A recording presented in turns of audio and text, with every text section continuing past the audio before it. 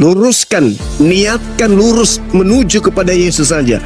Yesus melakukan apa, itu yang Anda lakukan. Yesus menyembah siapa, itu yang Anda sembah. Ngapain harus ada gerakan-gerakan tambahan?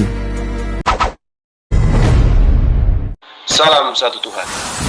Sahabat dimanapun berada, saya mohon untuk mensubscribe, like, dan juga men-share channel kita ini. Saya heran aja gitu loh teman Kristen ini. Kenapa nggak ikuti aja ajaran Yesus? Kenapa harus bukan ajaran Yesus gitu loh? Kenapa nggak ikuti aja pola kehidupan Yesus dalam bertuhan?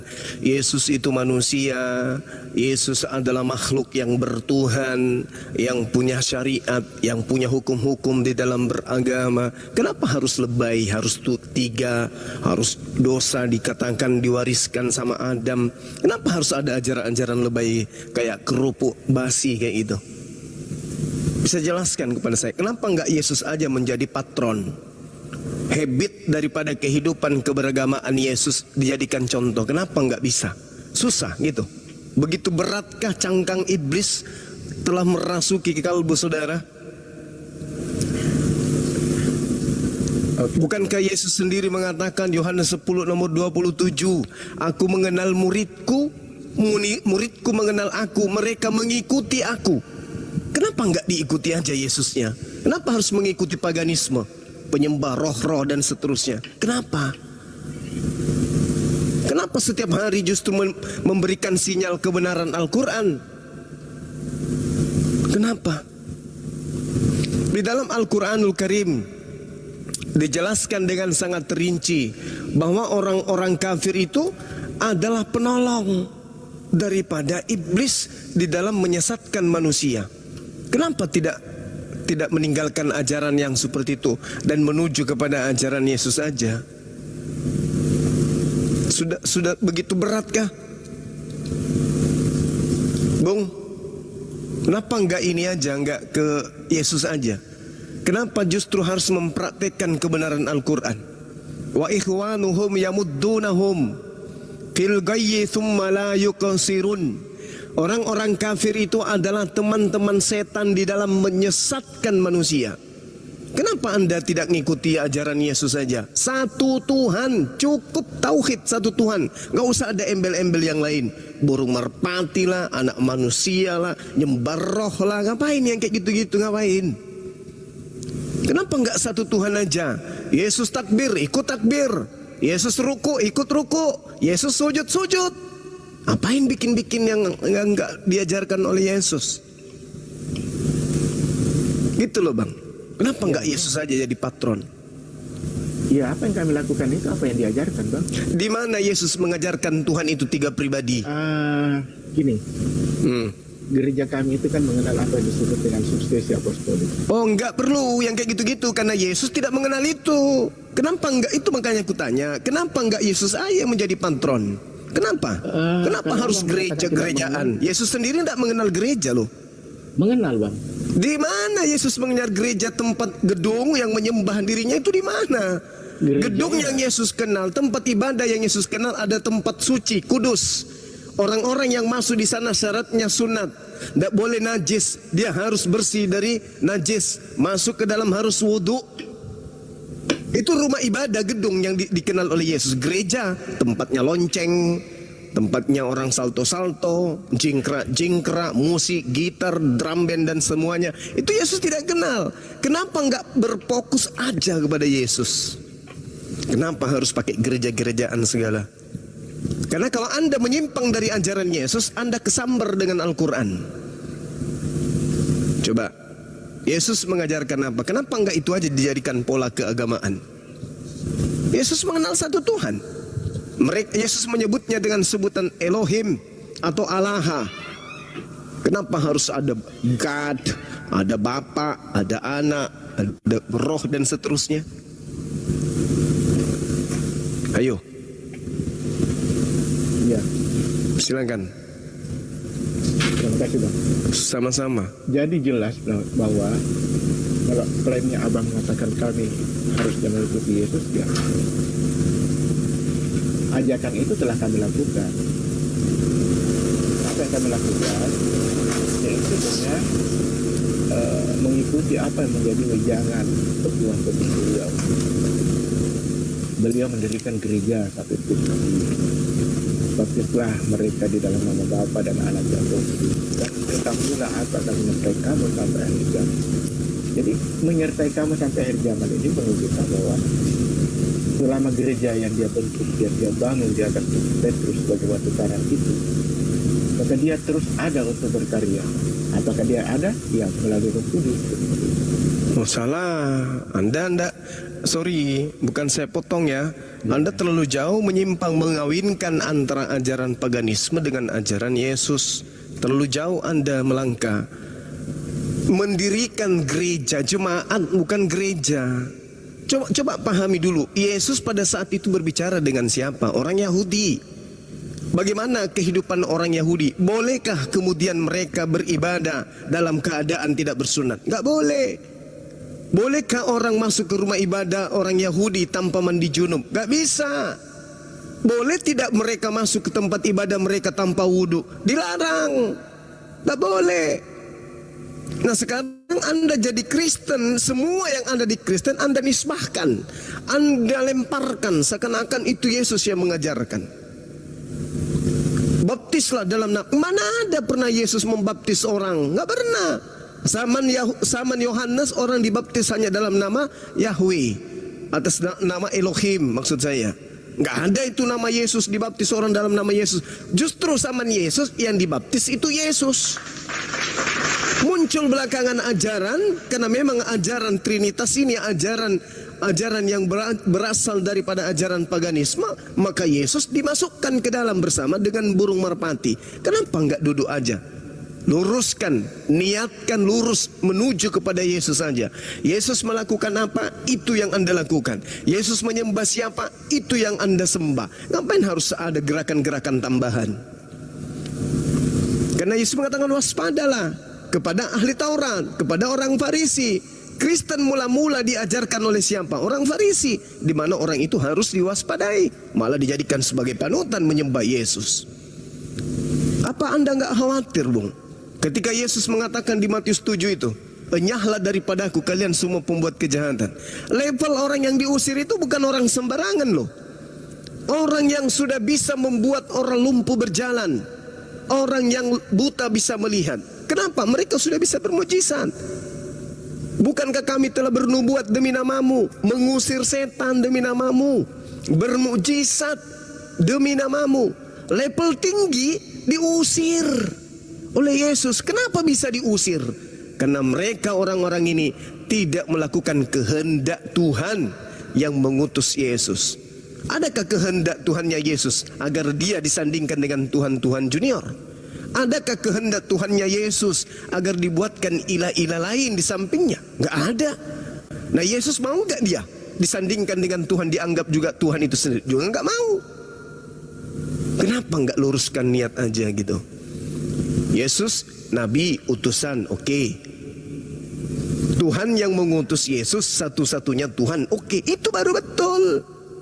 Ini Yesus juga duduk sebagai pribadi Tuhan. Gimana ceritanya? Kalau Anda bisa menunjukkan ke kita, selesai kita. Anda bisa menunjukkan bahwa di dalam kitabnya orang Yahudi, Yesus juga adalah pribadi Tuhan, pribadi ilahi, pribadi Elohim. Mana tertulis di kitabnya orang Yahudi? Atau terlalu sulit untuk kitabnya Yahudi? Pengajaran Yesus aja coba, mana? Yesus mengatakan Bapa yang mengutus aku lebih besar daripada aku. Nah kalau dianggap sebagai pribadi lain, pribadi kedua dari Bapa itu sendiri, mana dalilnya dari Yesus pengakuannya? Ada enggak? Ya, silakan. Ya di perjanjian lama, hari sejuk maka berjalan-jalanlah Allah di taman itu. Lalu? Siapa yang berjalan itu, Bang? Malaikat. Allah kok. Di mana dikatakan Allah? Kejadian. Oh, mati ya Adam kalau melihat Allah. Mati dia. Kecuali Anda ingin mengingkari pengakuan Tuhan di dalam kitabnya orang Yahudi yang tertulis di dalam kitab Adam Keluaran. melihat Tuhan, Bang. Oh, nggak bisa. Anda keliru. Waktu itu Adam belum berdosa, sehingga Oh, nggak bisa. Anda keliru di situ. Keluaran 33 nomor 20. Oke, jangan. kejadian. Saya tahu. Bagaimana dengan pengakuan Musa? Tidak ada tuh manusia yang bisa hidup melihat Tuhan. Iya, karena manusia sudah berdosa. Oh, bukan kayak gitu. Mana bukti dalilnya? Manusia sudah berdosa.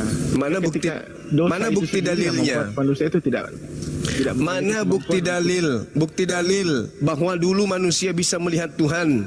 Bukankah Tuhan mengatakan dalam Bilangan 12 nomor 6, Aku Tuhan akan menyatakan diriku kepada seseorang, menyatakan diri dalam penglihatan dan berfirman kepadanya melalui mimpi. Apa yang dilihat Adam itu bukan Tuhan. Yang dilihat Adam itu adalah pernyataan Tuhan. Tuhan menyatakan dirinya kepada Adam alaihissalam, sama seperti saya menyatakan diri saya kepada saudara Grace. Saya menyatakan kepada Grace diri saya ini ada melalui HP. Bukan saya yang langsung ke sana. Bukan saya HP itu, bukan. Yang dilihat Adam juga itu bukan Tuhan.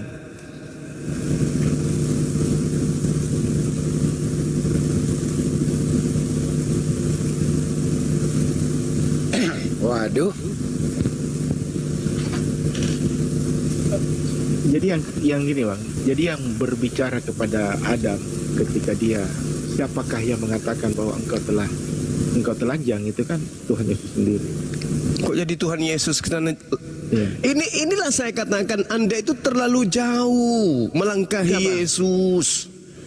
Gini, La haula wala quwata illa billah. apa yang disebut dengan eksistensi bang? Eksistensi ilahi, apa itu?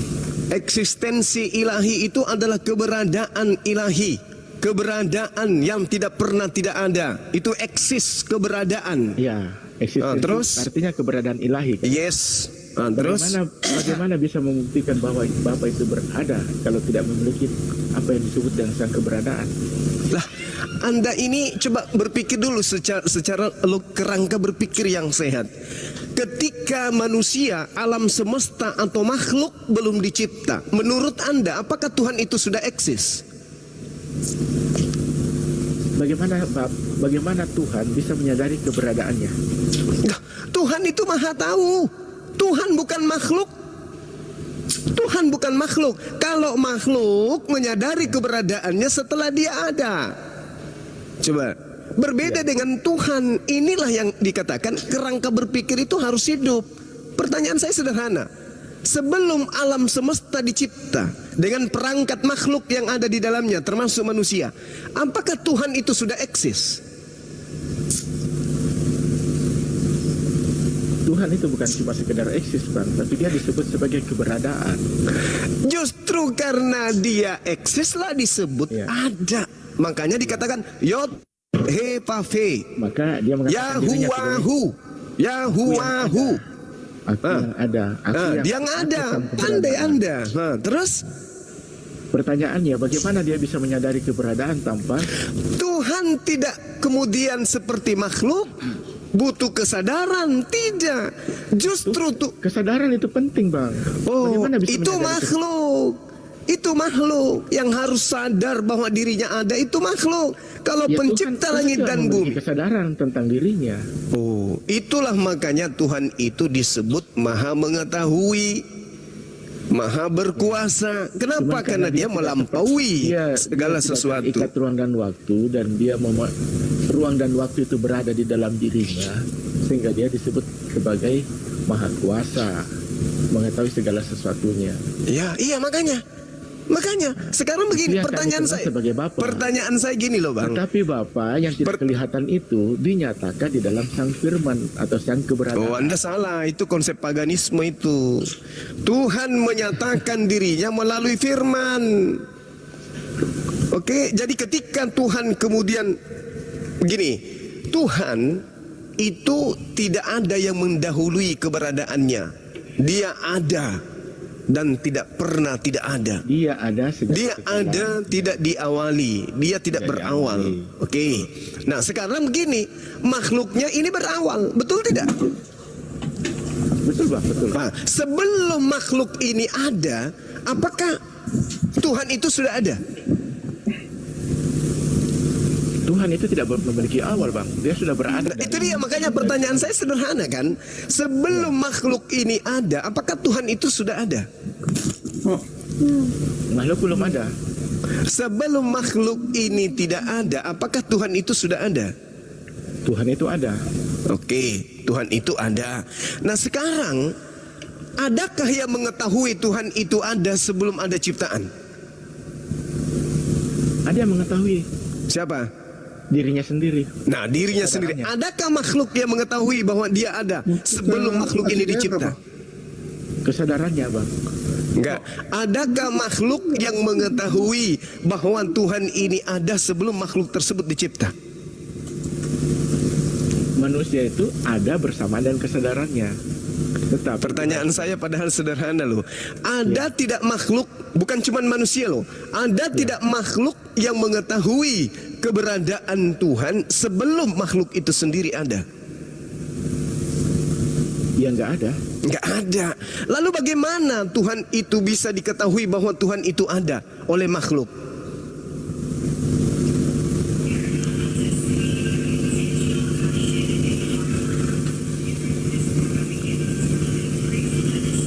Gini, kalau itu kita harus bahas, berarti kita harus membahas bagaimana pendekatan pengenalan akan Tuhan dari berbagai macam suku. Tentu, Enggak, ini kita pakai logika sederhana, kerangka berpikir benar. aja yang kita bangun. Benar. Artinya orang India, leluhur orang India zaman dulu mencari Tuhan dengan cara apa? Mengenal Tuhan dengan cara apa? Terlalu jauh. Suku Itu nanti Inka, berserak Sumaya, nanti pun pembahasannya. seperti itu juga mencari eksistensi Tuhan dengan cara seperti apa? Artinya Bukan itu sangat maksud saya loh. dipengaruhi oleh latar belakang budayanya. Bukan itu loh maksud saya. Saya tanya sederhana untuk membangun kerangka berpikir kita di sini bersama. Bagaimana kemudian Tuhan bertindak agar dirinya itu diketahui bahwa aku ada. Ini kan kesadaran manusia yang berupaya menangkap reaksi-reaksi lingkungannya, sehingga dia menangkap dia menangkap respon-respon itu sebagai bentuk keberadaan Tuhan. Artinya ada sesuatu yang mengatur segala sesuatunya itu.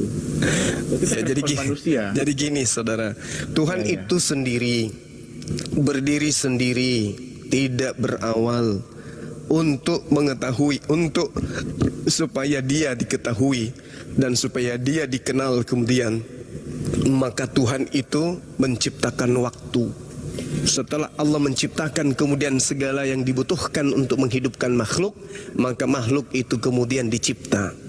Setelah makhluk itu kemudian dicipta, barulah makhluk itu mengetahui ya bahwa Tuhan itu ada. Barulah kemudian dipahami bahwa ternyata ada yang disebut Tuhan. Mau dia menuhankan apapun, yang pasti pada titik kesadaran makhluk dia pasti bertuhan. Nah sekarang permasalahannya ada di Anda. Kami umat Islam, Tuhan yang tadinya berdiri sendiri untuk kita kenal itu melalui cara ibadah kita. Kalau Anda tidak, seakan-akan Tuhan itu tidak ada kalau Tuhan itu tidak nuzul menjadi makhluk. Ini celaka. Enggak bang. Lalu? Jadi kalau abang baca di kitab Perjanjian Lama ya, beberapa kali bangsa Israel itu terjatuh kepada penyembahan Allah. Artinya apa? Mereka juga pada situasi-situasi tertentu menganggap bahwa sepertinya Allah bangsa lain ini juga Allah yang berkuasa. Hati mereka juga condong untuk menyembah Allah-Allah bangsa lain itu. Jadi kita harus pahami dulu di situ bang, bahwa mereka juga cenderung untuk menyembah Allah-Allah pagan seperti itu. Oke. Jadi terus kalau abang mengatakan nanti harus menjadi manusia lantas kita baru mengenal itu, enggak juga seperti itu. Lah, tadi Anda barusan ngomong cenderung orang-orang itu menyembah kepada makhluk yang lain disebabkan karena Allah lain, pencipta. Allah bangsa lain. Iya, ilah lain. Kenapa? Jadi ketika dia datang, ya, Nah, ini dia. Setelah dia datang dan dia Ini dia. menyatakan dirinya, barulah kami tahu bahwa dialah itu. Oh, ini dia. Kita balik lagi logikanya. Ada nggak jawaban untuk pertanyaan saya tuh? Iya. Saya Apa akan jawabannya? Gini, apabila pernyataan abang benar, tapi apabila pernyataan itu salah, justru ketika Tuhan mengatakan, aku telah datang untuk menyelamatkan, tetapi kenapa engkau tidak percaya? Bagaimana hasilnya, Bang? Enggak, jawab aja dulu, nggak usah terlalu ngambek. Sekarang ada Kristen menuhankan Yesus, Islam juga, orang Arab juga ada di situ, malah pergi, nggak mau menuhankan Yesus, malah pergi. Kira-kira yang diselamatkan yang mana? Ya kalau kami sebagai orang Kristen ya pasti mengatakan bahwa kami yang diselamatkan oleh Dia. Mana dalilnya menyembah Yesus diselamatkan? Tuhan Yesus mengatakan jika kau tidak percaya kepada Ya percaya. Beda percaya dengan menyembah. Ya, Kalau Anda percaya dengan Jokowi dan menyembah Jokowi sama enggak? Nah, itu percaya dalam arti imani, Bang. Nah, itu iman, itu akal-akalan saudara. Itu akal-akalan saudara. Enggak. Percaya itu bukan menyembah. Bang Juma. Gini, maksudnya di situ. Oke, silakan. Oke, Gini. Yesus mengatakan begini. Aku diutus hanya kepada domba yang hilang dari Bani Israel. Anda percaya atau tidak? Saya percaya. Percaya. Tapi gini, Bang. Terus Anda siapa? Enggak seperti itu. Aku diutus hanya kepada domba yang hilang dari Bani Israel. Ya. Matius 15:24. Anda percaya tidak? Karena kitab Taurat belum tergenapi seluruh. Ini mau masuk ke akal-akalan ini. Saya ulang lagi. Yesus mengatakan, aku diutus hanya kepada domba yang hilang dari Bani Israel. Orang Arab, orang Islam mendengarkan itu pulang. Bukan untuk kita ternyata, hanya untuk Israel. Ya, betul. Nah, lalu Anda percaya katanya. Terus kenapa Anda justru menyembah dia? Apa aspek hukumnya? Jadi ketika hukum Taurat itu belum tergenapi seluruhnya, tentang dia tidak boleh keluar dari bangsa Israel dulu. Setelah tergenapi seluruhnya, barulah karya keselamatan itu terpancar bagi segala bangsa. Nah, hukum Taurat itu, Bung, hukum Taurat yang Anda maksud itu hanya untuk Bani Yakub. Kalau itu digenapi untuk Bani Yakub. Ente sopo? Iya, maksudnya gitu kan? Harus tergenapi dulu. Mana coba masukkan Anda ke dalam, masuk dalam lingkaran Yahudi. Kayak mana ceritanya Anda bisa masuk ke situ? Aku diutus hanya kepada domba yang hilang dari Bani Israel. Aku berdoa bukan untuk dunia. Aku berdoa untuk Bani Israel. Anda mau kemana?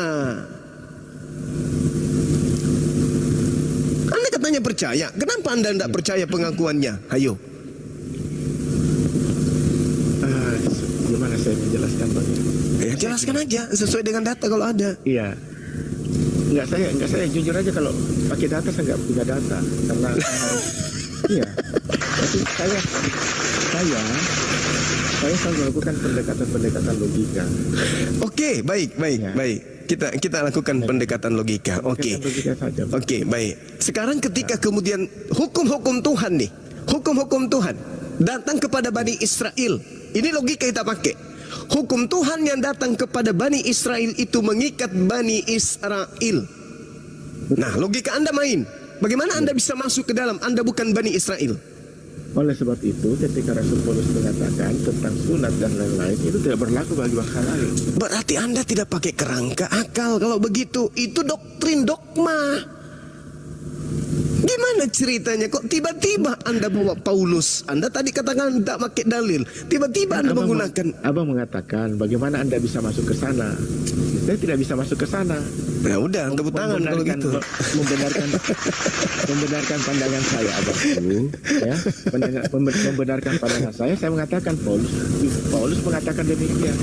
Sebab hukum Taurat itu bagi bangsa Yahudi, tetapi mereka yang di luar dari bangsa Yahudi tidak dibebani hukum-hukum itu. Nah, terus siapa yang datang? Utusan Tuhan sebagai nabi yang datang kepada Anda itu siapa? Saya nggak mengenal apa yang disebut dengan utusan Tuhan yang datang kepada saya, Bang. Kan gini, kita kan berbicara skala prioritas hukum. Iya. Iya kan? Iya. Skala Iya, prioritas hukum. Kepada siapa hukum itu didatangkan dari langit? Kan ini tadi yang kita bahas. Nah, Yesus kemudian datang membawa hukum. Polanya hanya untuk kepada Bani Israel. Dia nabi, dia rasul untuk bukan Bani hukum Israel. yang dia bawa untuk bangsa Israel, Bang. Lalu? Yang dia katakan di situ dalam konteks sebelum segala sesuatunya ini tergenapi, satu iota pun itu tidak boleh hilang. Oke, Oleh baik. sebab itu, jangan Baik. menyimpan kepada bangsa lain, Oke. hanya kepada bangsa Yahudi saja. Oke. Itu maksudnya. Oke. Nah, sekarang permasalahannya di sini. Ini tergenapi untuk disesatkan atau tergenapi untuk disempurnakan? Itu dulu. Karena digenapi, ingat.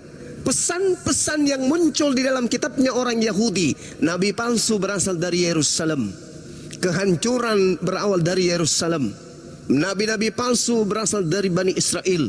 Nabi-nabi palsu, pengajar-pengajar palsu dari ahli Taurat. Yang digenapi begitu Yesus terangkat ke langit, munculnya pengajar palsu, nabi palsu, atau munculnya pengajaran yang benar. Coba kita takar, silakan. Alat ukur untuk membenarkan atau membuat justifikasi klaim bahwa ini benar dan ini salah, ini ajaran benar dan ini ajaran salah, itu standarnya apa, Bang? Oke, bagus, terima kasih. Wah, ini saya suka orang yang mau belajar. Standarnya itu jelas, perintah Tuhannya. Coba kita lihat dan kita takar nanti kekristenan. Amsal 6 perkara yang dibenci oleh Tuhan. Bahkan 7 perkara yang menjadi kekejian bagi hatinya. 6 perkara yang dibenci, 7 perkara yang menjadi kekejian di dalam hatinya. Apa salah satunya? Orang yang menumpahkan darah orang yang tidak bersalah. 1. Kedua, ada 4 poin. Kedua, Keluaran 23 nomor 7. Jangan kau membunuh orang yang tidak bersalah. Jangan kau membunuh orang yang benar. 2. Yang ketiga, untuk memperoleh hidup yang kekal, kata Yesus, untuk masuk ke surga harus mengikuti perintah Tuhan. Yang pertama, jangan engkau membunuh. 3. Yang keempat, pembunuhan terhadap Yesus itu dikelilingi oleh karya setan. Silakan Anda bantah keempat poin ini untuk meloloskan ajaran Anda Kristen. Silakan. Ingat, penyesat muncul di tengah-tengah Bani Israel. Serigala muncul di tengah-tengah murid Yesus. Pengajar-pengajar palsu itu muncul di tengah-tengah Bani Israel. Kemudian yang terakhir, orang Farisi, ahli Taurat, orang munafik membentuk agama baru di mana pengikutnya adalah orang neraka dan 2 kali lebih jahat daripada Yahudi. Baca Matius 23 nomor 15. Silakan Anda loloskan agama saudara. Teman-teman yang di bawah sebelum ke Bang Grace, tolong di gaspol tab-tab ya, ini kena pelanggaran nih. Dibantu tab-tab ya teman-teman. Silakan Bang Grace. Ya, makasih, Bang. Jadi ini hukum-hukum yang Abang sebutkan tadi itu, jangan membunuh, itu saya garis bawahi dalam satu jenis hukum saja, itu jangan membunuh. Ada begitu banyak hukum sebenarnya. Tetapi yang saya maksudkan tadi adalah alat justifikasi apa menyatakan bahwa klaim kita itu menjadi klaim yang benar. Kalau hukum-hukum itu semua, saya yakin semua agama juga membenarkan. Semua agama, semua kepercayaan, bahkan tidak bertuhan pun hari ini lebih manusiawi, lebih mengedepankan kemanusiaan ketimbang orang-orang mengangkat isu tema-tema agama di dalam hidupnya untuk hidup berdasarkan hukum-hukum agama, tapi kadang-kadang tidak memanusiakan sesamanya manusia. Nah, pertanyaan saya, kalau hukum seperti itu alat justifikasi dan kebenaran harus diukur dari pandangan seperti itu, ya Itu masih absurd lah menurut saya. Oh, nggak bisa. Jadi gini, kalau Anda mencoba suatu hipotesis atau proposisi dalam suatu keadaan, Anda harus menyadari nih bahwa alasan yang dapat diterima untuk kemudian bisa melakukan pembunuhan terhadap Yesus itu adalah satu tindakan yang diridhoi, tindakan yang dihalalkan, tindakan yang dilegalkan, tindakan yang tidak melanggar hukum Tuhan. Kan tadi di awal saya sudah mengatakan Amsal 6 perkara yang dibenci. Oke, 7 kekejian bagi Tuhan. Lalu kemudian jangan kau membunuh orang yang tidak bersalah. Boleh tidak Yesus dimasukkan ke situ untuk dijadikan sebuah sandaran bahwa itu pembunuhan yang notabene-nya adalah kebenaran, melanggar semua kaidah-kaidah yang Tuhan sudah canangkan? Bisa enggak melanggar perintah Tuhan untuk melahirkan sebuah kebenaran? Boleh enggak seperti itu? Sedangkan larangan negara ketika kita langgar itu tidak bisa dijadikan sebagai sebuah kebenaran. Pelanggaran apapun itu namanya tetap pelanggaran. Nah sekarang ada perintah pencipta langit dan bumi, jangan membunuh. Itu adalah hal kekejian, itu adalah hal yang dibenci. Kok tiba-tiba muncul pembunuhan menghasilkan sebuah keselamatan bagi kelompok orang-orang bidat? Coba. Iya. Coba, silakan. Agak sedikit harus membias cara saya berpikir, Bang, karena saya di sisi yang berbeda. Saya harus memahami bahwa konsep tentang keselamatan itu berbeda. Itu yang pertama. Kemudian ketika saya harus masuk kepada logika Abang berpikir tentang sebab akibat dari pembunuhan itu yang mendatangkan keselamatan, itu bertolak belakang dengan prinsip-prinsip kasih Tuhan, perintah Tuhan yang mengatakan bahwa jangan membunuh. Justru dengan pembunuhan ini mendatangkan keselamatan. Itu juga saya harus mengatakan Tuhan tidak menginginkan seperti itu. Maksudnya Tuhan melarang pembunuhan. Tapi bagaimana pembunuhan, kejadian terbunuhnya Sang Mesias itu menjadi pintu gerbang keselamatan bagi banyak orang. Bicara tentang apa yang disebut dengan simbol ketaatan, Bang. Seperti itu. Nah, ketika kita berbicara dengan simbol ketaatan, saya harus kembali merefleksi beberapa masa di awal-awal kitab Perjanjian Lama, yaitu ketika dijadikannya dia laki-laki dan dia perempuan, dijadikannya dia menurut gambar dan rupanya. Ketika gambar dan rupa ini yang rusak, secara otomatis maka perlu CD drive yang asli dan original untuk memulihkan. Dan itulah gambar dari rupa dia, yaitu Sang Mesias atau Yesus itu yang datang untuk memulihkan kondisi itu. Jadi di dalam ketidaktaatan manusia menjadi mati di hadapan Tuhan.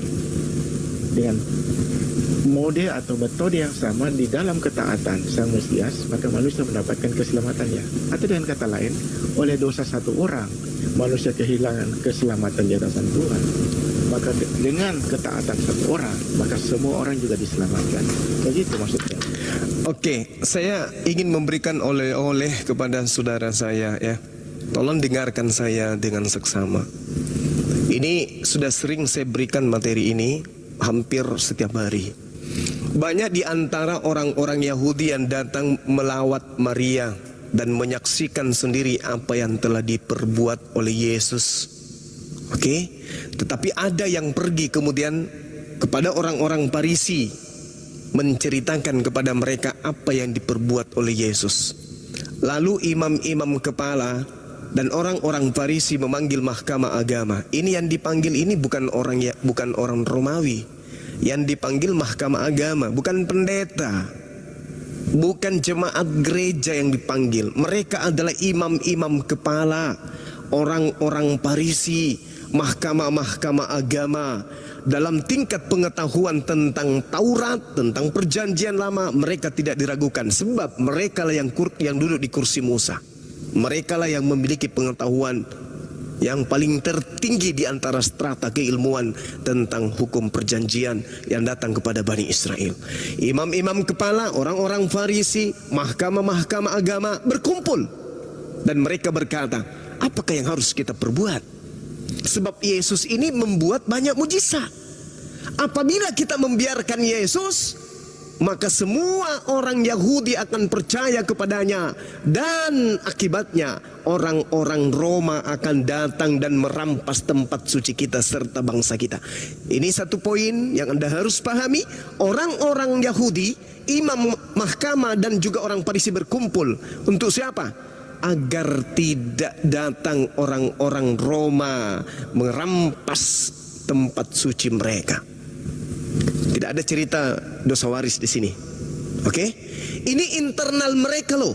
Internal mereka, mahkamah agama, orang-orang Farisi, imam-imam kepala. Mereka berkumpul untuk kemudian menceritakan tentang Yesus. Saya ulang, Yesus ini banyak melakukan mukjizat. Apabila kita biarkan Yesus ini, kalau Yesus dibiarkan melakukan tanda-tanda mujizat di tengah-tengah kita, maka orang-orang Yahudi semuanya bisa percaya kepadanya. Dan kalau itu terjadi, orang-orang Roma yang menguasai negara kita ini, bangsa kita ini, akan datang dan merampas tempat suci ini, bahkan bangsa kita. Jadi Yesus diwanti-wanti kemudian disiapkan untuk dipersembahkan untuk bangsa Yahudi, bukan Anda. Pahami itu dulu. Kedua, ketika mereka lagi sedang rapat, lagi genting-gentingnya mereka rapat, mereka sedang mencari solusi. Ini gimana ceritanya kalau Yesus dibiarkan? Orang bisa semakin banyak percaya kepada dia. Dan kalau semakin banyak percaya kepada dia, maka kita akan kesusahan membayar upeti, membayar pajak kepada Roma. Dan kalau kita tidak membayar pajak kepada Roma, bangsa kita akan dirampas, tempat suci kita akan diambil. Bingung mereka, bingung. Lalu kemudian ada seorang bernama Kayafas. Beliau berkedudukan menjabat sebagai imam besar. Lalu Kayafas berkata, kalian ini tidak tahu apa-apa. Kamu tidak insaf bahwa lebih baik bagi kamu jika satu orang Yesus kita bunuh, kita salibkan untuk bangsa kita, daripada seluruh bangsa kita ini binasa. Poin kedua, lebih baik satu orang Yesus kita bunuh untuk bangsa Israel, bukan untuk dunia. Ini sudah rapat yang paling penting ini, untuk mendudukkan Yesus mati atau hidup. Alasan-alasan kemudian untuk membunuh Yesus, yang pertama, takut kemudian orang Roma datang menguasai bangsa Israel, bangsa Yerusalem. Oke, disebabkan karena tidak ada lagi orang yang membayar pajak. Lalu kemudian Kayafas mengatakan lebih baik satu orang mati untuk bangsa Israel daripada seluruh bangsa ini binasa. Lalu kemudian apa yang terjadi? Poin ketiga. Karena itu kemudian dikatakan di data 53-nya, mulai hari itu mereka sepakat untuk membunuh Yesus. Apa yang membuat mereka sepakat membunuh Yesus? Supaya negara mereka, yaitu Yerusalem, tidak dirampas oleh kekaisaran Romawi. Mana poin dosa warisnya yang mau ditebus? Mana? Tunjukkan mana? Mana di sini mana? Ini yang rapat sudah imam-imam kepala, ahli-ahli Taurat, bahkan mahkamah agama, penentu sebuah hukum dalam agama Yahudi, berkumpul dan memutuskan membunuh Yesus hanya untuk pajak, hanya untuk perpuluhan, hanya untuk setoran kepada kekaisaran Romawi, supaya negara mereka, supaya bangsa mereka itu tidak dirampas. Mana dosa waris? Mulai hari itu, saya ulang, mulai hari itu mereka bersepakat membunuh Yesus. Apa yang terjadi setelah mereka sepakat membunuh Yesus? Mereka melakukan kesaksian palsu. Di dalam kitab Matius 26 nomor 59, imam-imam kepala, malah seluruh mahkamah agama mencari kesaksian palsu untuk Yesus, supaya Yesus dapat dihukum mati. Untuk apa kesaksian palsu ini? Untuk Yesus dibunuh. Apa sebabnya Yesus mau dibunuh? supaya orang-orang yang percaya kepadanya kembali kepada imam-imam dan kembali menyetor perpuluhan. Dengan demikian pajak untuk kekaisaran Romawi sang penjajah lancar. Dengan demikian bangsa mereka tidak dirampas, tempat suci mereka tidak dirampas. Ini lebih kepada unsur politik. Kita lihat apa pengakuan daripada Pilatus. Matius 27 nomor 18. Pilatus memang mengetahui bahwa mereka telah menyerahkan Yesus karena dengki, karena iri, karena cemburu. Di dalam Lukas 23 nomor 2, di situ mereka mulai menuduh Yesus. Mereka berkata, kami dapati Yesus ini menyesatkan rakyat. Yesus menghasut orang supaya jangan membayar pajak kepada kaisar, sebab katanya dia adalah Mesias, seorang raja. Ini jadi tidak ada yang Anda bawa dia harus mati untuk dosa manusia. Inilah yang saya katakan kepada saudara, bahwa Tuhan melarang. Ini saya urai ya, 2 menit terakhir sebelum Anda tanggapi selama 1 jam. Tuhan melarang pembunuhan. Jangan engkau membunuh orang yang tidak bersalah. Yesus tidak bersalah. Jangan kau membunuh orang yang benar. Yesus orang yang benar. Ada 6 kekejian, ada 7 perkara yang dibenci. Ada 6 yang dibenci, ada 7 kekejian. Salah satunya adalah membunuh orang yang tidak bersalah. Lalu bagaimana caranya supaya pembunuhan ini tetap terjadi? Solusinya, yang dibunuh ini harus orang fasik. Maka muncul di data kitabnya saudara Yahudi, Amsal 11 nomor 8, orang benar diselamatkan dari kesukaran. Kesukaran di sini artinya adalah terasa. Terasa ini artinya kesengsaraan, ya, kesengsaraan. Sarah dalam bahasa Yunani itu kesengsaraan. Orang yang benar diselamatkan dari kesengsaraan. Orang yang fasik menggantikannya. Amsal 11 nomor 8. Amsal 21 nomor 18, orang fasik dipakai sebagai tebusan bagi orang yang benar, dan pengkhianat sebagai ganti orang yang jujur. Nah, ini polanya. Berarti memang ada penyaliban. Penyaliban dihasilkan dari apa? Dari penipuan, saksian bodong, kemudian yang disalib juga adalah orang yang fasik, yang disalib juga ini adalah pengkhianat. Ini data. Jadi penyaliban itu benar terjadi. Jadi yang Anda anggap Tuhan itu adalah sang pengkhianat. Kenapa? Karena orang benar tidak mungkin dibunuh. Orang benar diselamatkan oleh Allah. Demikian.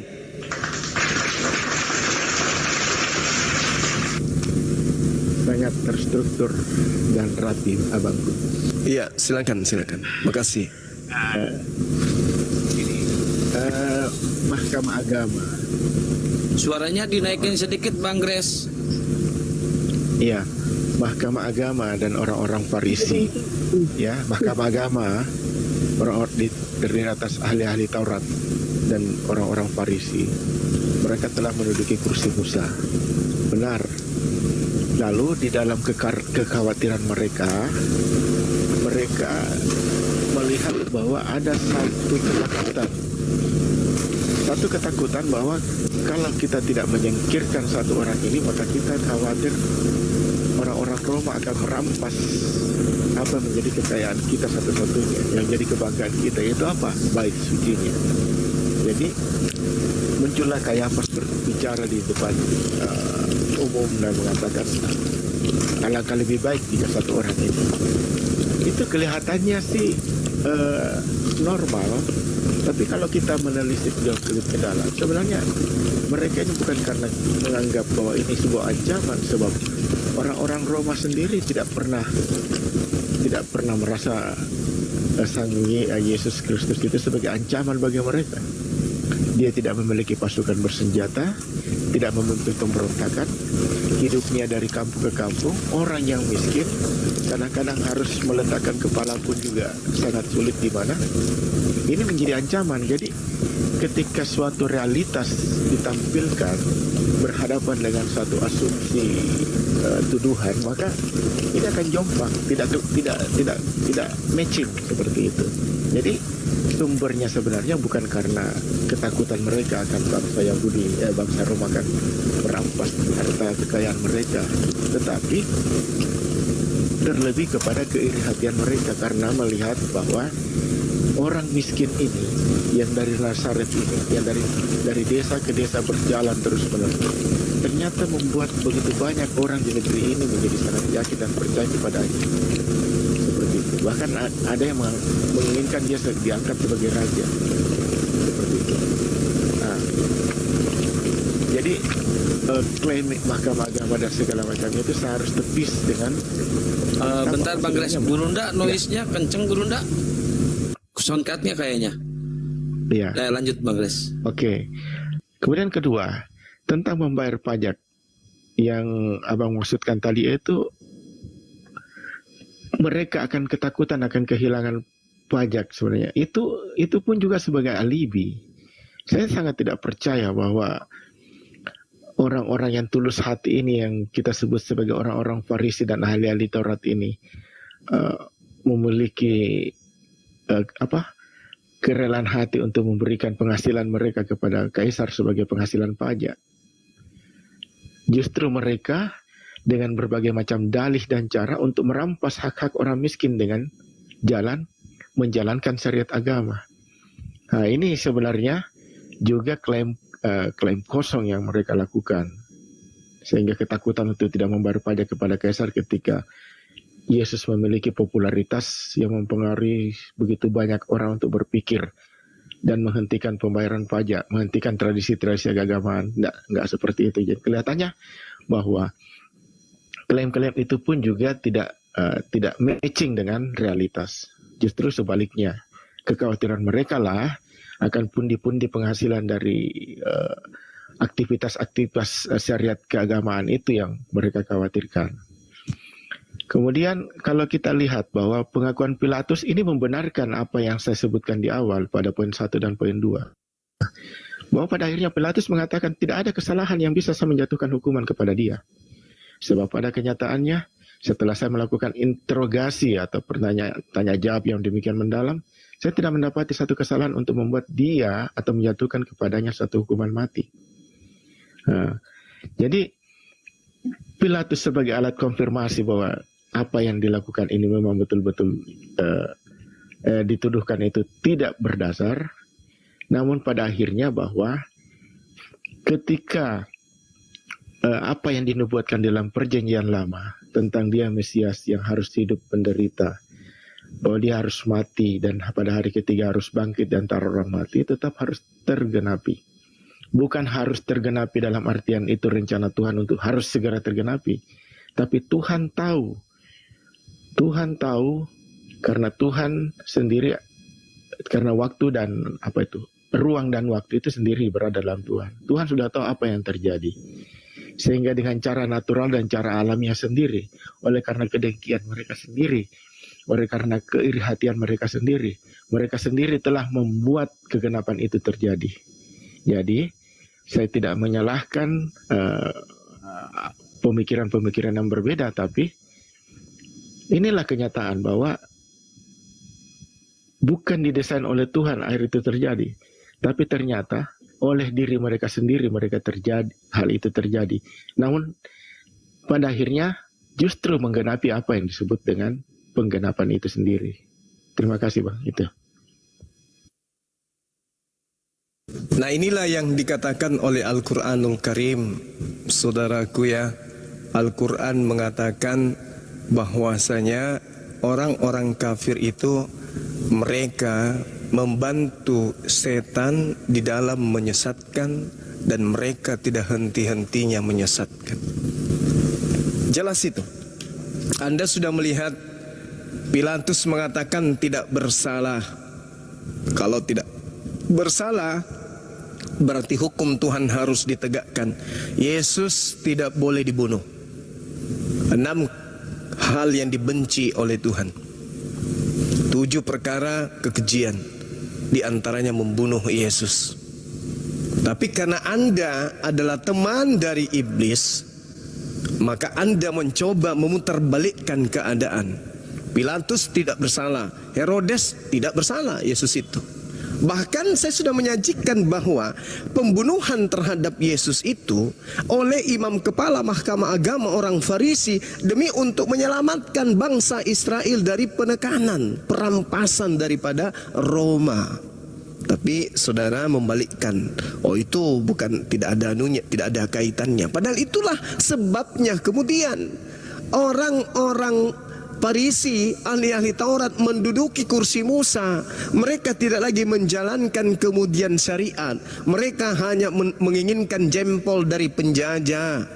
Ibarat ketika Indonesia dijajah oleh Belanda, ada menir-menir yang lebih mementingkan perut mereka, bersenang-senang bersama dengan penjajah, dan kemudian menekan daripada pribumi. Inilah yang dilakoni oleh apa? Oleh orang Farisi, mahkamah agama pada saat itu. Kalau kita ingin mengilustrasikan, maka misalnya kalau saya mengatakan apa yang diterangkan kemudian oleh Pilatus, mereka dengki, mereka membuat kesaksian palsu, maka pembunuhan terhadap Yesus itu tidak ada sedikit pun unsur yang membenarkan.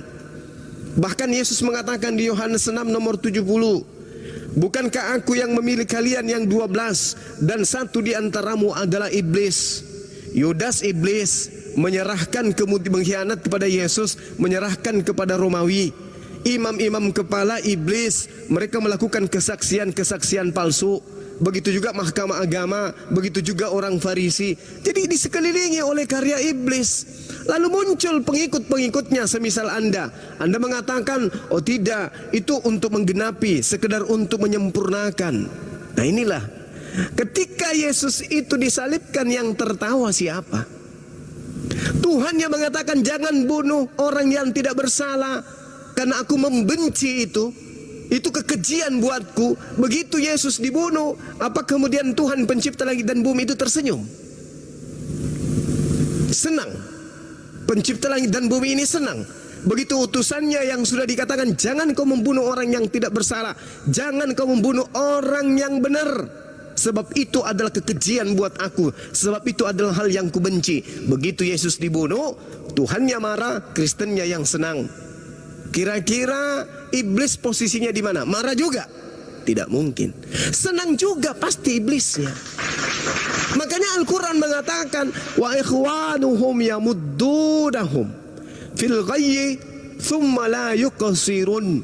Teman-teman mereka, yaitu orang-orang kafir, membantu setan-setan di dalam menyesatkan manusia, dan mereka tidak henti-hentinya menyesatkan. Wa kanal kafiru ala rabbihi zahira. Dan adalah orang-orang kafir itu penolong-penolong setan di dalam mendurhakai Tuhannya. Coba di awal tadi saya minta, mana coba ketika kemudian ada Islam, ada orang Arab, ada orang Kristen Romawi, Yesus datang mengaku diutus kepada domba yang hilang dari Bani Israel. Anda mengatakan tidak ada dalil. Saya balik, saya meninggalkan Yesus. Oh ternyata hanya untuk Bani Israel. Nah, ya saya pulang. Saya menunggu utusan yang untuk seluruh umat manusia, yaitu baginda Rasulullah Muhammad sallallahu alaihi wasallam. Nah sementara Anda melanjutkan pengajaran iblis yang tadi. Mari kita lihat polanya ya. Bagaimana saya mengatakan bahwa Anda adalah penolong daripada setan di dalam mengajak manusia durhaka kepada Tuhan kita yang telah menciptakan kita. Di dalam kitabnya orang Yahudi ada dua perang. Peran yang dilakoni oleh Tuhan dan peran yang dilakoni oleh iblis. Tuhan memberikan pesan kepada manusia melalui kitab yang Anda pegang. 14 kali Tuhan mengatakan di dalam Markus, 27 kali di dalam Lukas, 14 kali dalam Yohanes, dan juga 30 kali di dalam Matius. Tuhan berpesan Yesus itu adalah anak manusia. Iblis diam kagak pada saat itu? Tidak diam. Iblis juga ikut berpesan. Dia juga ambil peranan. Maka dia mengatakan bahwa Yesus itu adalah anak Tuhan. Tuhan mengatakan Yesus anak manusia, iblis mengatakan Yesus anak Tuhan. Di mana tertulis? Matius 4. Oke, Lukas 4. Di mana lagi? Di Markus 5, di Lukas 8, Markus 3, Matius 8. Iblis berpesan, Yesus anak Tuhan. Karena dia anak Tuhan, kemudian apa yang diinginkan oleh iblis? Supaya Yesus itu dianggap Tuhan itu sendiri. Kita lihat polanya apa yang Yesus katakan. Ketika kita melihat dalam Matius 26, tetapi Yesus tetap diam pada saat dia mahkamah agama ingin melakukan kesaksian-kesaksian palsu. Lalu imam besar itu bertanya kepadanya, demi Allah yang hidup, katakanlah kepada kami wahai Yesus, apakah engkau anak Tuhan? Apakah engkau Mesias? Apakah engkau anak Allah? Atau bukan? Jawab Yesus, engkau telah mengatakannya, akan tetapi aku berkata kepadamu, mulai sekarang kamu akan melihat anak manusia. Jadi ketika kemudian dikatakan anak Tuhan, Yesus membantah, anak manusia aku ini. Bukan anak Tuhan aku ini, anak manusia aku ini. Matius 26 nomor 63 sampai nomor 64. Nah, iblisnya sendiri mengajarkan Yesus itu adalah anak Tuhan sehingga dia dituhankan.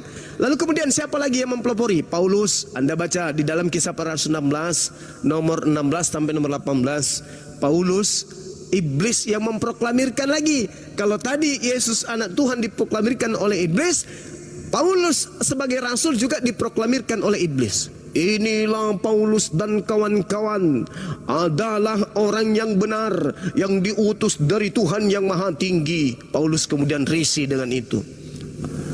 Jadi yang memproklamirkan kemudian iblis. Kalau Paulus itu rasul, yang memproklamirkan kemudian Yesus itu adalah anak Tuhan adalah iblis. Yang mengimani ini adalah pengikut iblis.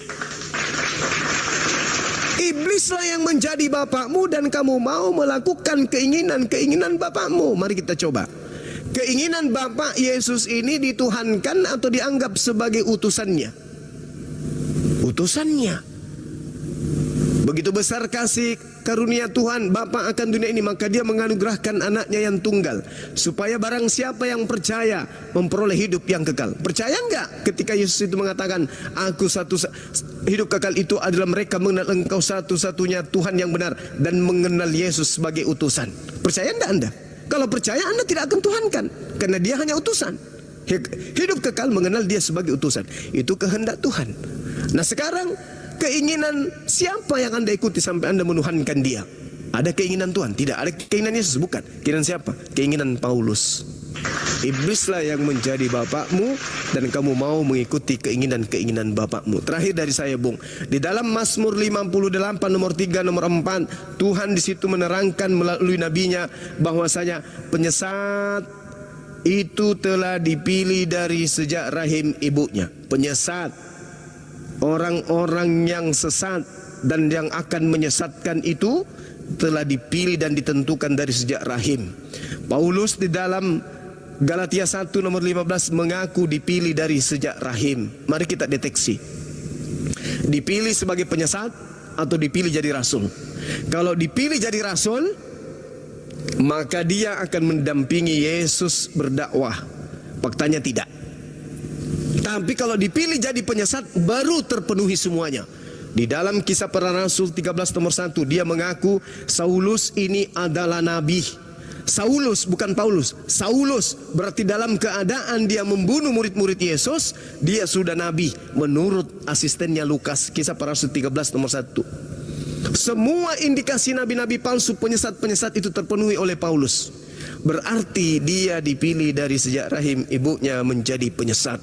Dan dikatakan dalam Matius 23 nomor 15, ini terakhir, Matius 23 nomor 15, celakalah engkau wahai ahli Taurat, celakalah engkau wahai orang Farisi, celakalah wahai engkau orang munafik, engkau menyeberangi lautan, menjelajahi daratan, mentobatkan orang masuk ke agamamu menjadi orang neraka, dan 2 kali lebih jahat daripada engkau. Satu-satunya orang Farisi yang eksis sampai hari ini diberitakan mendirikan sebuah agama di luar Yahudi adalah Paulus. Apa nama agamanya? Katolik atau Kristen Katolik.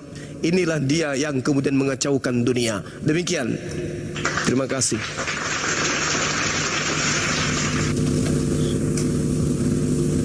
Panjang ini, Bang. Ya, Abang membahas masalah Pilatus tadi, ya betul. Pilatus Bang Gres, suaranya diangkat. Ya, hukum Tuhan yaitu dilarang jangan membunuh. Itulah sebabnya bangsa Yahudi ketika ingin menghilangkan atau menyudahi hidup Yesus, maka dia menghadapkannya di mahkamah agama. Tapi mahkamah agama nggak mampu untuk melakukan itu, maka dibawalah dia ke Pilatus, sebab bangsa lain yang harus membunuhnya. Jadi mereka tidak tahu bahwa membunuh itu tidak boleh. Tapi bagaimana cara menghilangkan nyawa orang ini? Muncullah apa yang disebut dengan kesaksian-kesaksian dusta itu. Jadi satu sisi dia mengangkat tema-tema yang disebut dengan menjalankan hukum Taurat, tapi di sisi lain tema-tema menjalankan hukum Taurat juga dilanggar, yaitu dengan menjadi saksi dusta. Jadi kita melihat bahwa ahli-ahli Taurat dan orang-orang Farisi ini pada akhirnya menjadi menggenapi apa yang disebut dengan keturunan dari ular beludak itu di kitab Kejadian 1. Tentang keturunanmu akan menghancurkan tumitnya dan dia akan meremukkan kepalamu. Seperti itu, dan dari keturunan perempuan itu. Jadi kita akan bahas ke sana jika itu agak sedikit panjang untuk menjelaskannya. Terus Abang mengatakan bahwa klaim tentang ketuhanan Yesus itu sendiri itu dilakukan oleh iblis. Klaim tentang Paulus sebagai rasul pun diproklamirkan. Bang Gres, suaranya naikin coba 2 level lagi Bang Gres, biar agak kedengaran sama penonton yang di bawah, kasihan mereka. Iya, ini enggak keras ke suaraku. Keras sedikit tapi agak minoritas, naikin sedikit. Oh, rasanya sudah lumayan keras ini saya berbicara ini. Masih minoritas ini suaranya, naikin dikit. Apa ya? Ya lanjut. Ya. Jadi klaim itu sendiri gini, kalau kita membahas Alkitab dengan mendudukan ayatnya itu, Bang, memang harus kita lihat konteksnya. Justru Tuhan Yesus memang tidak pernah memproklamirkan dirinya secara terbuka bahwa dia adalah Allah itu sendiri. Tetapi dari semua perbuatan, pesan-pesan, tindakan, dan lain-lain itu mencerminkan bahwa itulah Allah yang menyelamatkan, Allah yang hadir, Allah yang datang, Allah yang menyapa umatnya, Allah yang menyelamatkan, Allah yang menjadi manusia. Itu yang kami sebut sebagai Immanuel. Iblis cuma hanya sekedar mengkonfirmasi. Jika iblis yang memahami posisi dan kredibilitas Sang Mesias sebagai anak tunggal Allah, Allah yang Maha Tinggi, maka inilah klaim yang tidak bisa ditolak, sebab musuhnya sendiri pun mengatakan itu. Kalau kita mengatakan itu adalah cara iblis untuk menipu, sehingga orang-orang Kristen tertipu dengan klaim-klaim seperti itu, saya akan mengatakan bahwa iblis tidak sebodoh itu untuk membuat pernyataan-pernyataan yang keliru, sehingga dengan pernyataannya mengangkat Yesus sebagai anak Tuhan, menempatkan dia sebagai anak Tuhan dalam pernyataannya, tentu dia juga paham betul bahwa konsekuensi yang dia hadapi adalah kematiannya sendiri. Jadi di satu sisi kita melihat beberapa kejadian-kejadian di dalam kitab suci Perjanjian Baru antara iblis dan Yesus, Tuhan Yesus sendiri, terjadi pertentangan, kontradiksi yang sangat besar terjadi. Sehingga tidak mungkinlah bahwa dia memanfaatkan pesan-pesan klaim itu untuk membuat penyesatan seperti itu. Justru dalam kondisi-kondisi yang terjepit sekalipun iblis masih meminta belas kasihan, seperti memasukkan kepada babi dan segalanya. Atau ketika dia merasuki orang dan Tuhan menyembuhkan orang itu, maka orang iblis itu pun lari terbirit-birit dan kabur. Jadi kita lihat bahwa dari semua pekerjaan-pekerjaannya, dari semua aksi-aksi yang dilakukan selama hidupnya di dalam dunia menunjukkan bahwa dia tidak hanya sekedar seperti nabi atau utusan saja, tapi manifestasi prinsip-prinsip sifat-sifat ilahi melekat juga di dalam dirinya. Itulah sebabnya dalam beberapa kali dia mengatakan bahwa siapa yang melihat dia telah melihat Bapa. Berapa kali dia mengatakan, jika engkau tidak percaya tentang aku, setidaknya engkau percaya kepada perbuatan-perbuatanku. Atau setidaknya ketika dia mengatakan kepada orang yang tidak percaya kepadanya dan menolak dia menunjukkan bagaimana kalau engkau tidak percaya bahwa aku telah berdosa karena misalnya mengampuni dosa orang, maka aku akan berkata yang mana lebih mudah, mengampuni dosa atau mengatakan kepada orang lumpuh ini, berdirilah dan angkatlah tilammu. Jadi klaim-klaim tindakan-tindakan pertentangan logika itu ditampilkan dalam beberapa percakapan-percakapan umum yang terjadi dalam sepanjang kitab suci untuk menjelaskan bahwa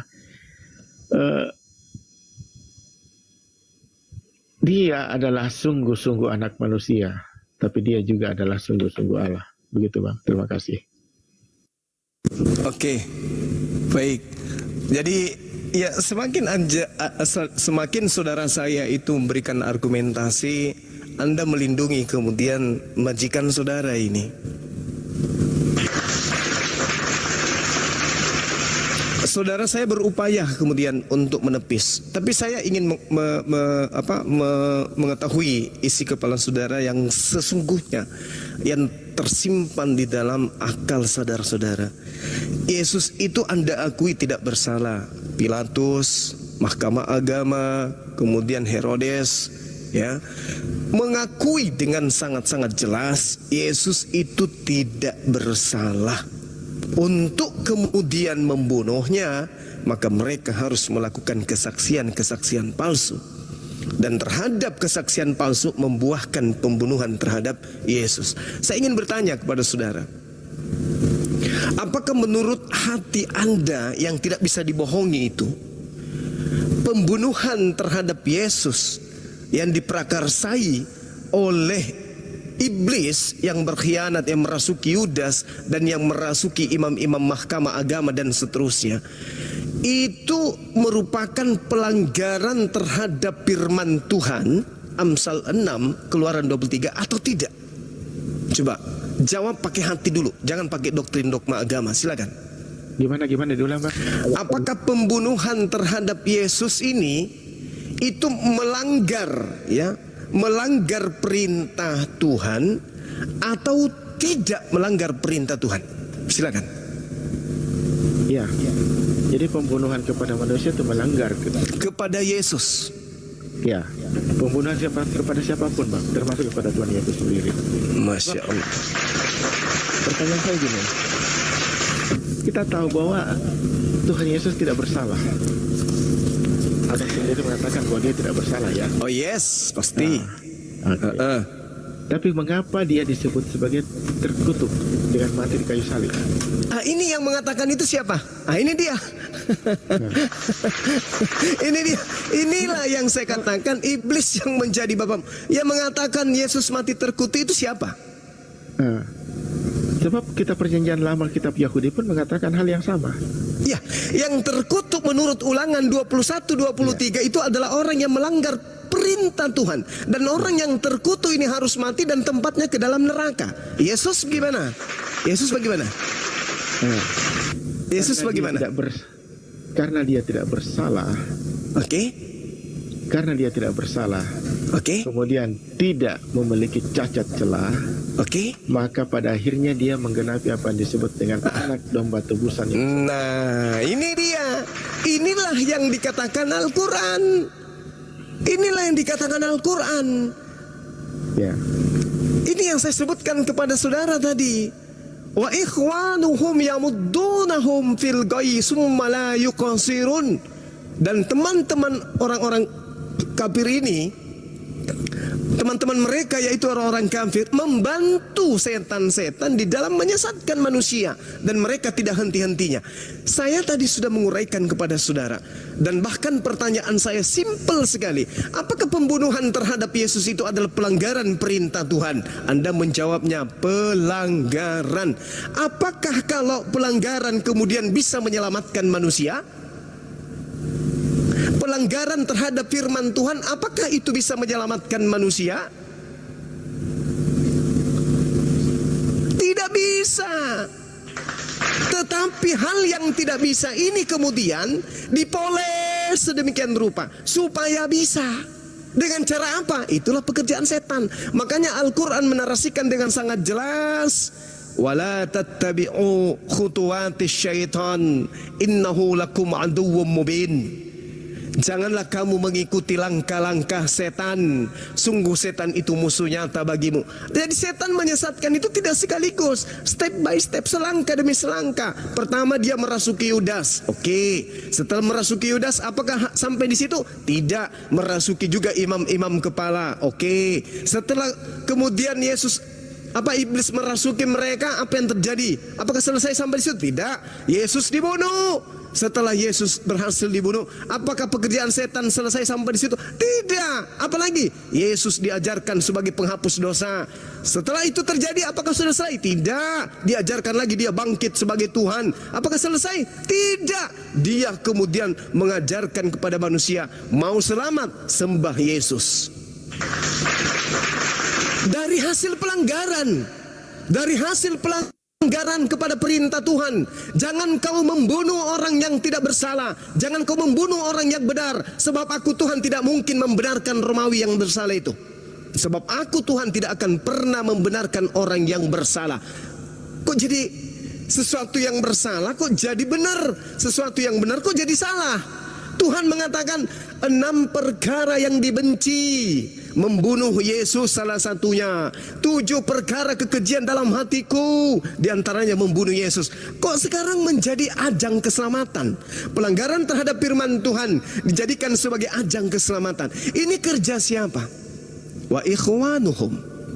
Itu yang jelas. Lalu kemudian Allah mengatakan dalam Al-Quran, inna syaitana lakum aduh fattakhizu aduwah innama yad'u hisbah liyakunu min ashabis sa'ir. Sungguh setan itu musuh bagimu, maka perlakukanlah ia sebagai musuh. Jangan kau jadikan beliau pahlawan. Sekarang kalau kita ingin jujur, setan ini bagi Kristen musuh atau pahlawan? Pahlawan.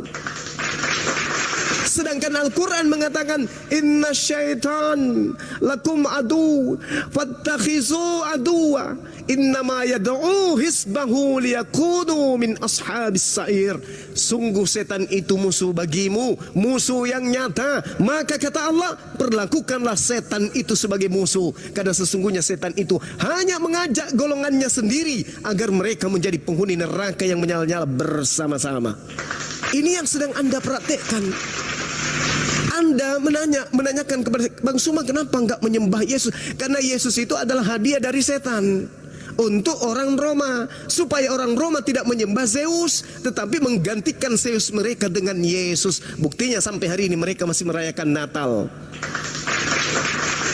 Ini jelas, Bang. Makanya di awal tadi saya kata, apa sih susahnya, cukup menyembah Tuhannya Yesus aja, kok ribet amat sih? Ikuti aja Yesus. Galatia 4 nomor 4. Yesus kemudian takluk kepada hukum Taurat. Berarti Yesus itu praktisi Taurat. Kenapa nggak diikuti aja? Kalau pingin kali punya agama, pingin kali punya Tuhan, jadilah Yudaism meskipun bukan Bani Israel. Minimal dari sana nanti Tuhan memberikan petunjuk menuju kepada Islam. Shalom. Kenapa harus memaksakan menjadi paganisme? Sementara pembunuhan terhadap Yesus dikelilingi terhadap pelanggaran demi pelanggaran. Dan pelanggarannya itu bukan pelanggaran biasa. Pelanggarannya itu pelanggaran kepada perintah Tuhan. 6 perkara yang dibenci. 7 perkara yang menjadi kekejian.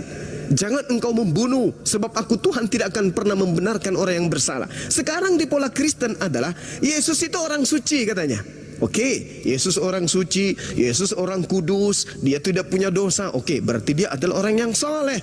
Dia adalah orang benar. Dia orang yang benar-benar dikasihi oleh Tuhan. Oke, Kemudian di sekeliling Romawi, di sekeliling di sekeliling Yahudi ada orang Roma, ada orang Yunani. Mereka ini pelaku maksiat semua. Mereka pelaku maksiat, tidak pernah menyembah Tuhan. Bahkan imam-imam kepala melakukan kebohongan dan seterusnya. Tiba-tiba dosa pembunuhan mereka, dosa pemerkosaan mereka, dosa korupsi mereka, dosa pencabulan, persinahan mereka dilemparkan kepada orang yang benar. Ini logikanya di mana? Di mana logikanya?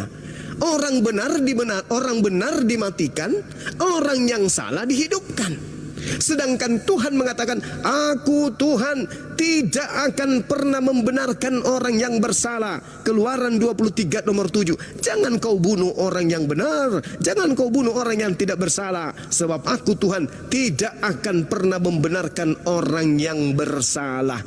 Kok sekarang orang bersalahnya melenggang masuk ke surga, Yesusnya mati terkutuk di atas tiang salib. Ini gimana ceritanya? Sementara orang yang mati terkutuk di atas tiang salib itu tempatnya di neraka. Tempatnya di neraka. Mana dalilnya? Matius 13 nomor 50. Orang yang berbuat kejahatan akan dilemparkan ke dalam neraka. Kenapa dikatakan Yesus berbuat kejahatan? Karena semua kejahatan ditanggung oleh Dia.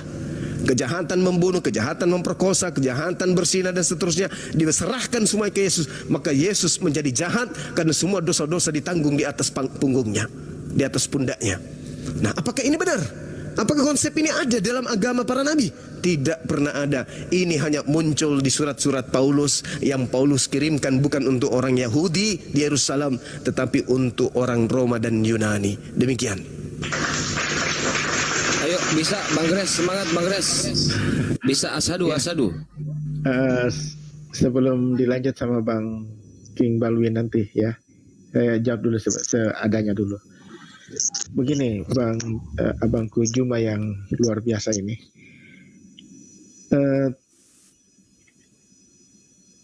kembali ke awal lagi sebenarnya tentang program penyesatan yang dilakukan oleh setan. Jadi sudah saya jelaskan tadi bahwa program penyesatan itu memang dilakukan oleh setan, tapi coba kalau kita logikakan terbalik lagi. Jangan sampai setan sendiri sedang memprogram untuk tidak percaya tentang karya keselamatan Allah, sehingga kita menolak satu-satunya jalan untuk memperoleh keselamatan itu. Jadi logika itu selalu kita balik kembali.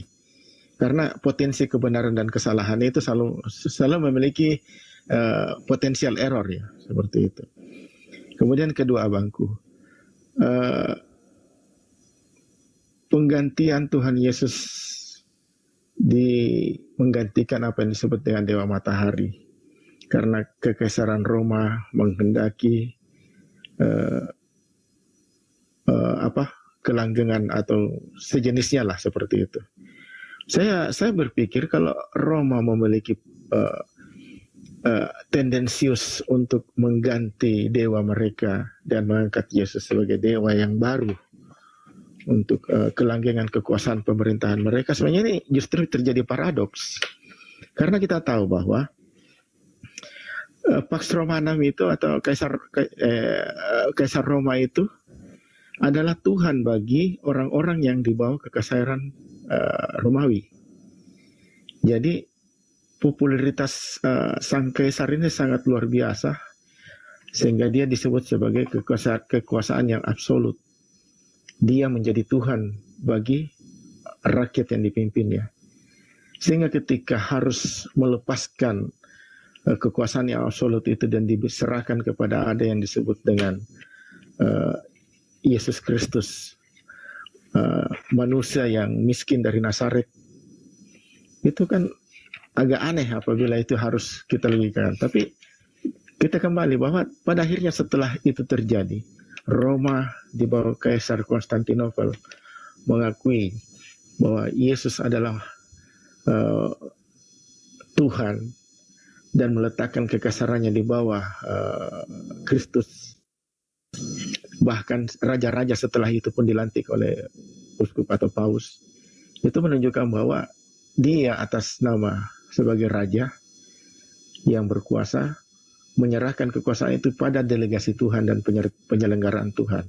Jadi sangat bertolak belakang dengan apa yang terjadi, dengan tuduhan-tuduhan yang sebenarnya yang diklaimkan seperti yang abang sebutkan tadi.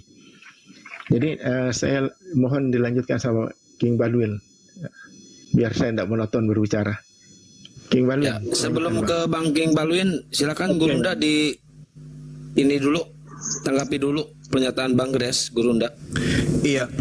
Jadi kalau berbicara mengenai Tuhan ya, kita berbicara mengenai Tuhan nih. Umat Islam ditanyai, mana Tuhanmu? Seperti apa wujud Tuhan kamu itu? Kami tidak memvisualisasikan Tuhan. Kami tidak memediasikan Tuhan. Tuhan kami laisa kamitslihi syai'.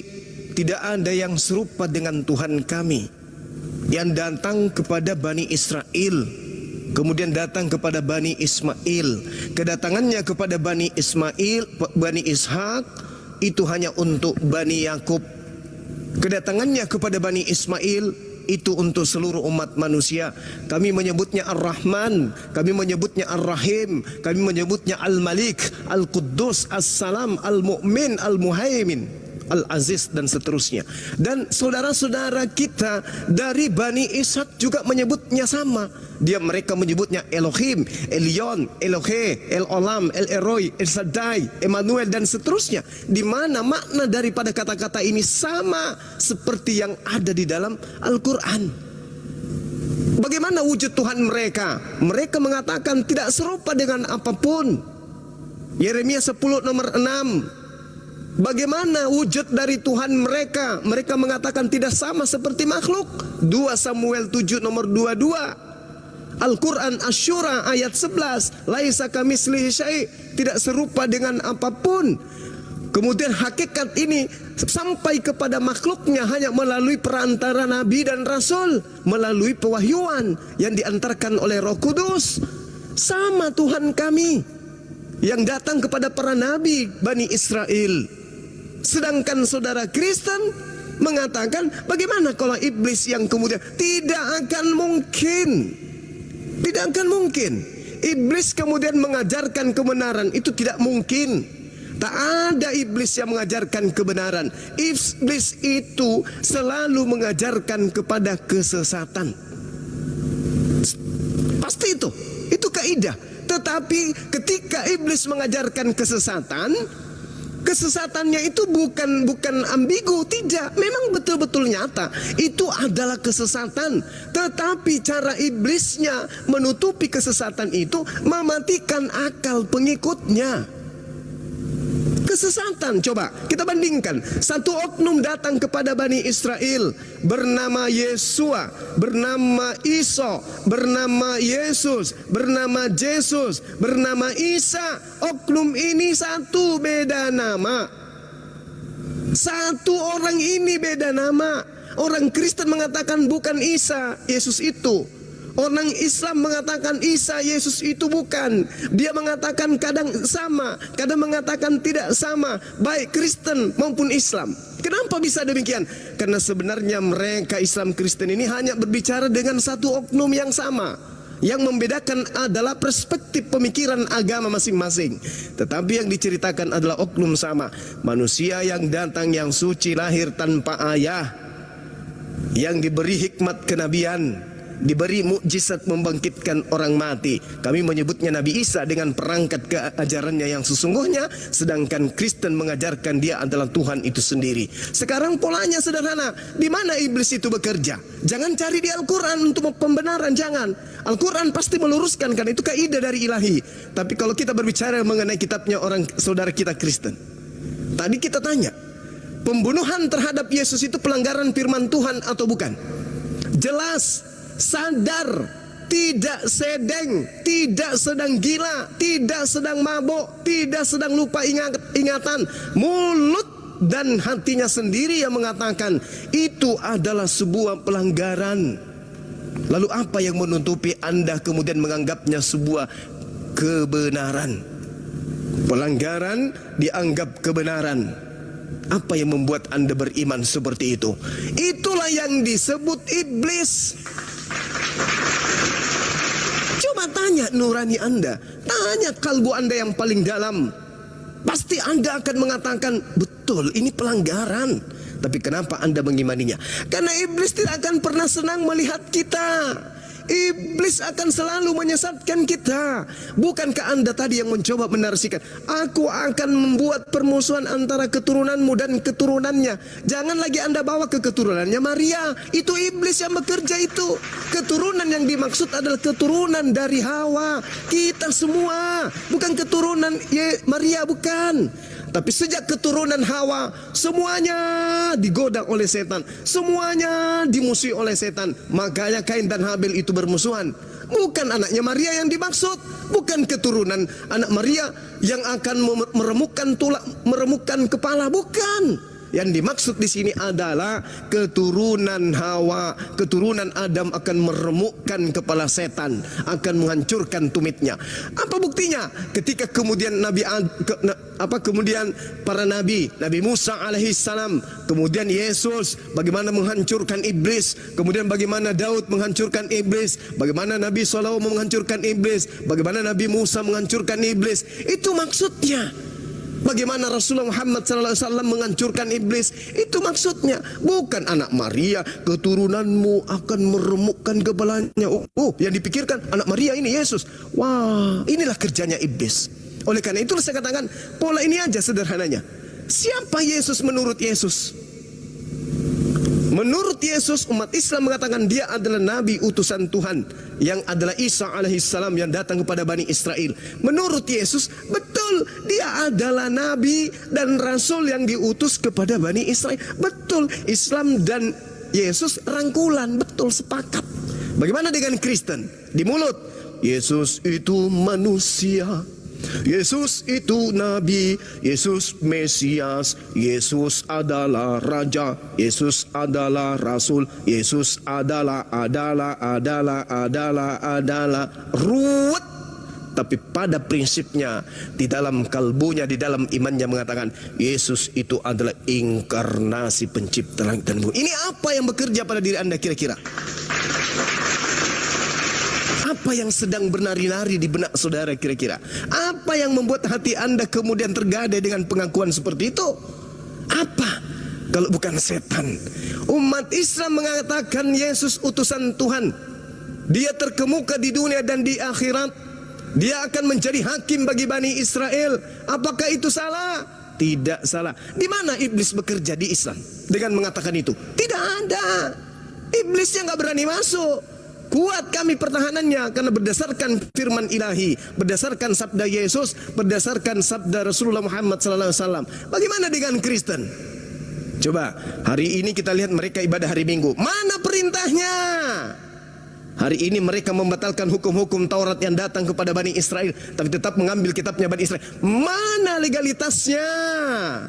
Hari ini kemudian dia mengakui Yesus itu adalah Tuhan, utusan Tuhan kepada Bani Israel, tapi juga dituhankan karena dianggap sebagai satu pribadi dari 3 pribadi Tuhan. Mana konsep dari firman Tuhannya?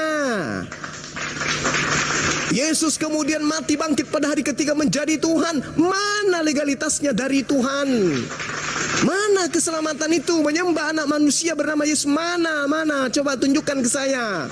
Sedangkan Yesus telah memberikan legitimasi jelas. Hidup kekal itu mereka mengenal Engkau, satu-satunya Tuhan yang benar, Allah yang benar, dan mengenal Yesus yang Engkau utus. Jelas itu. Itu konsep diimani Islam atau diimani Kristen? Diimani Islam secara fakta, ruh dan jasmaninya Islam. Yes, tapi coba tanya Kristen. Yesus mengatakan hidup kekal itu adalah mereka mengenal Bapa satu-satunya Tuhan yang benar. Kristen mengatakan yes, memang betul. Dan mengenal Yesus itu yang Engkau utus. Kristen juga akan mengatakan ya memang betul. Tetapi mereka melakukan satu tindakan planos. Apa itu? Mengelabui, berpura-pura, menipu. Kenapa dikatakan menipu? Penipu itu lain di mulut, lain di hati. Lain yang dibicarakan, lain yang dia katakan, lain dia praktekkan. Dia mengakui Yesus itu utusan Tuhan, tapi pada prakteknya mereka ke rumah ibadah mereka menyembah siapa? Menyembah Yesus. Utusan kok disembah? Oh, dia itu Tuhan yang berinkarnasi. Ajaran siapa toh Tuhan inkarnasi jadi makhluk? Nduk. Inilah yang dikatakan oleh Al-Qur'anul Karim, wala tattabi'u khutuwatis syaitan innahu lakum aduwwum mubin. Jangan kamu mengikuti langkah-langkah setan, sungguh setan itu musuh nyata bagimu. Inna syaitana lakum aduwwu fattakhizu aduwwah. Sungguh setan itu musuh bagimu, maka jadikanlah, perlakukanlah dia sebagai musuhmu. Innama yad'u hizbah liyakunu min ashabis sa'ir.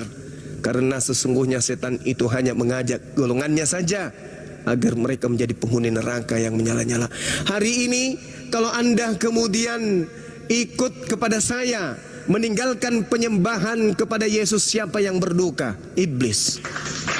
Sebaliknya, hari ini misalnya ada umat Islam yang ikut kepada Anda menyembah Yesus, siapa yang tepuk tangan? Iblis. Tapi kalau Anda ikut kepada saya menyembah kepada Tuhannya Yesus dan mendudukkan Yesus di pada tempat yang mulia, yaitu sebagai Nabi, Rasul, utusan Allah, siapa yang menangis? Iblis.